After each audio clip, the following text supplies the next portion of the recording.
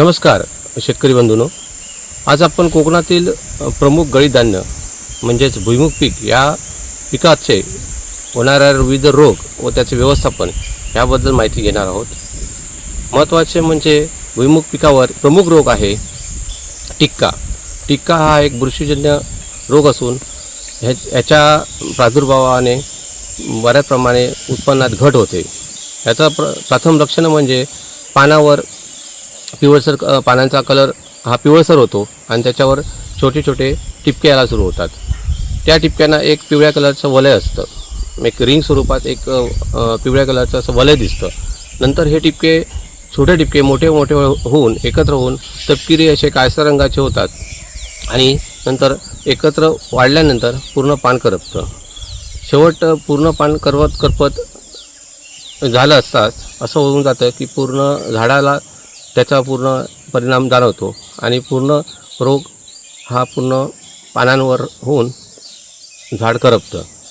ह्यामुळे उत्पन्नात घट येतेच, पण त्यात महत्त्वाचं म्हणजे दाणे पोचट होणे आणि सुरकुत्या पडणे, बिया आतल्या गरावर सुरकुत्या पडणे असं ह्याचा परिणाम दिसून येतो। ह्या रोगामुळे उत्पन्नात खूप घट होऊन आपल्याला भुईमुग पिकाला याचा प्रादुर्भाव मोठ्या प्रमाणात होतो। तर ह्याला उपाययोजना करायची झाली तर सगळ्यात प्रथम म्हणजे की बीज प्रक्रिया हे करणे खूप गरजेचं आहे। बीज प्रक्रिया पेरणीपूर्वी बियाण्यास 5 ग्रॅम थायरम प्रति के जी किंवा 2.5 ग्रॅम कॅप्टन हे बुरशीनाशक चोळावे व बीज प्रक्रिया झालेले बियाणे हे पेरणीसाठी वापरावे। त्याचबरोबर रोगाचा प्रादुर्भाव वाढल्यास दर 10 ते 15 दिवसांनी 0.2% मॅन्कोझेब हे बुरशीनाशक औषध वापरावे।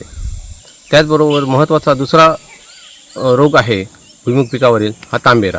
तांबेरा म्हणजे नावातच हे समजून येतं की तांबेरा म्हणजे याच्यावर तांबड्या कलरचे जसे तपकिरी कलरचं असे बारीक बारीक बुरशीचे पुटकुळ्या अशा येतात आणि पानाच्या दोन्ही बाजूला ह्या पुटकुळ्या दिसतात।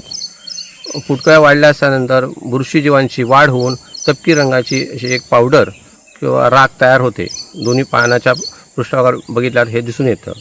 ह्या रोगाचा प्रादुर्भाव टाळण्यासाठी आणि नियंत्रणासाठी 0.25% मॅन्कोझेब हे बुरशीनाशक वापरावे।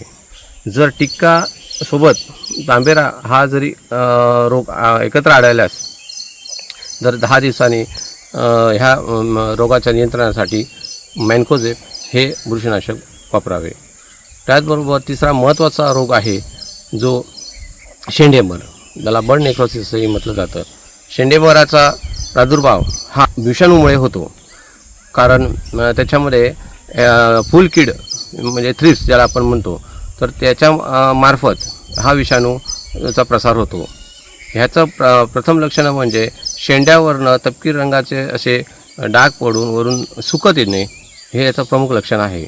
शेंड्याकडनं पानं अशी सुकत येऊन पूर्ण झाडापर्यंत पानं सुकत जातात।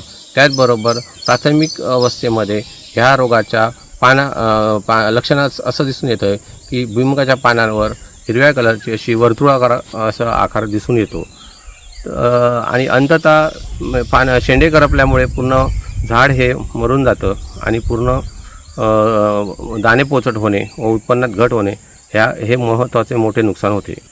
विषाणूजन्य रोगचं प्रतिबंध करण्यासाठी सगळ्यात महत्त्वाचं म्हणजे फुलकिडीचं थ्रिप्स नियंत्रण करण्याकरिता 0.03% डायमेथॉइड हे कीटकनाशक ह्याचा प्रभावी वापर ह्या फुलकिडीच्या नियंत्रणासाठी होतो। डायमेथॉइड हे कीटकनाशक फवारणीकरिता वापरावे, जेणेकरून फुलकीड नियंत्रण होईल व होणाऱ्या विषाणूचा जो प्रसार आहे तो थांबेल। हा विषाणू ह्याला सर्वात जास्त उष्णतेलाही संवेदनशील आहे, ज्याला सेन्सिटिव्ह असं म्हणता येईल।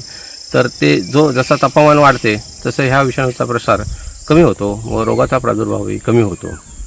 तर एकंदरीत आपण आता गळीत धान्यातील महत्त्वाचे पीक भुईमुग ह्याच्यावर येणारे विविध रोग आणि त्याची उपाययोजना ह्याच्याबद्दल माहिती बघितली आणि या व्हिडिओ आवडल्यास आपण लाईक करा, शेअर करा आणि सबस्क्राईब करा। धन्यवाद।